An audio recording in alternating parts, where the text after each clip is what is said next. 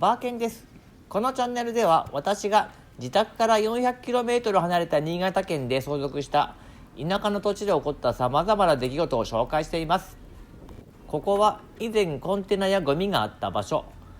今朝の6時42分で小雨です。今日は朝1時30分に石川県を出発してきました。これから木片をトラックに乗せます。以前からここに木片がたくさんあることを知っていたのですが、他の土地の整備を優先していて、ここは放置していました。私の父、木が大好き。いろんな敷地に木が放置されています。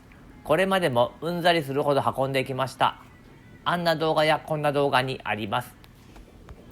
3メートル以上はある木柱もここにあります。コンテナ解体の際に業者についでに抜いてもらいました。抜いてもらいましたが、処分代金を浮かせるため処分まで頼んでいません。今の私ならチェーンソーで切れば運ぶことができます。画面奥に見える建物はゴミ焼却場です。この敷地はゴミ焼却場の隣なんです。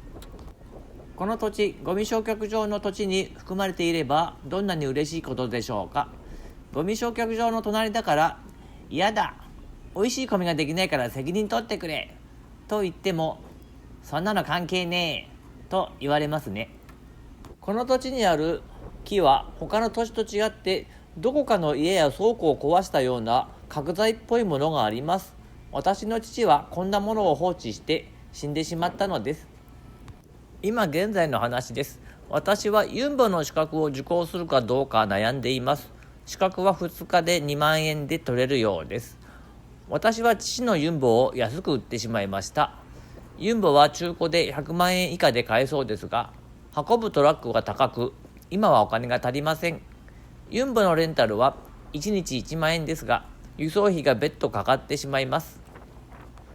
でもこれからのことを考えると、ユンボの資格は持っていて損はないような気はします。ユンボの資格ですが、この資格を取ると3トンまでのユンボを操作できるようになります。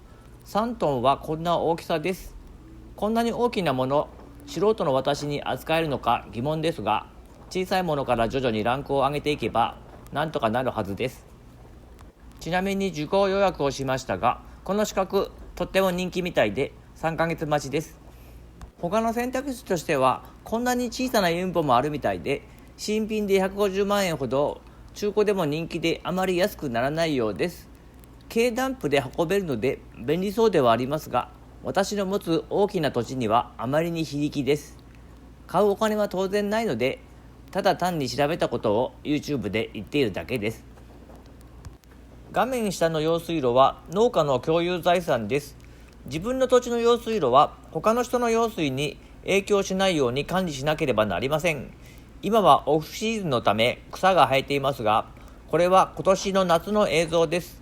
管理費を払って専門の人に任せているので、用水周りはきれいに保たれています。農家の人がこんなことをしているというのは普通は知られていないと思いますので、わざわざ説明してみました。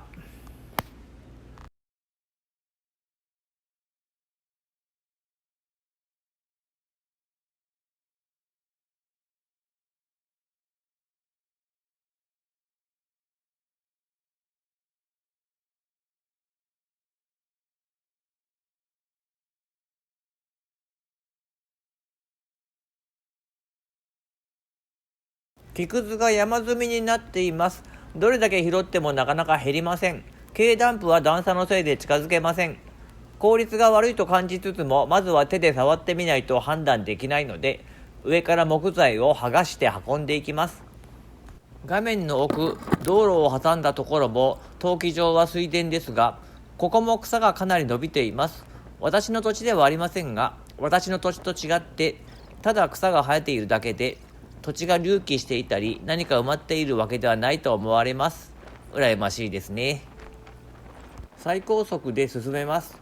1分くらい後に別の展開になりますが、作業を見てほしいのでカットはしません。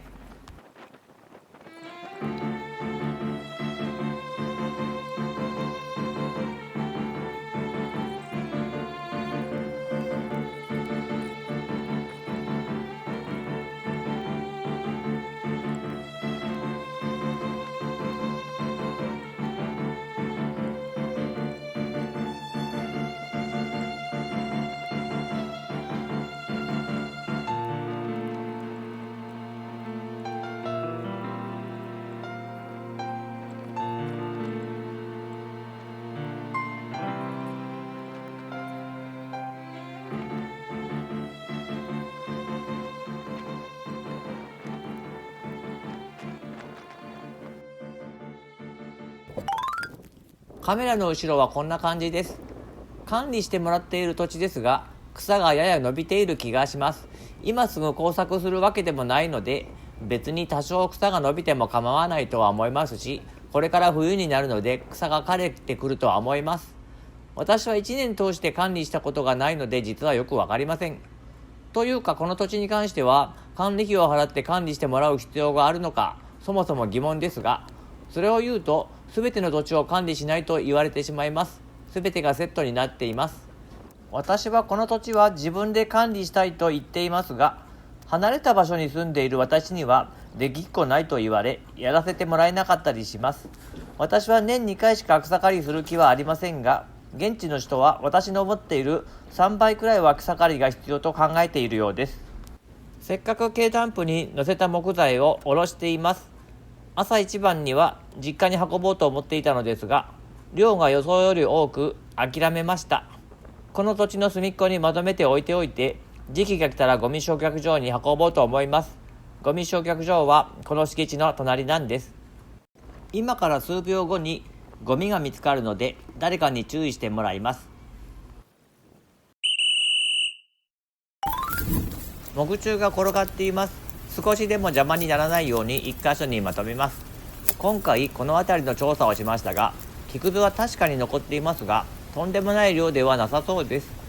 ゴミが埋まっているのか埋まっていないのか、それはまだ分かりません。ご視聴ありがとうございました。これからもこんなお話や相続作業をしていきます。もしよければチャンネル登録をよろしくお願いします。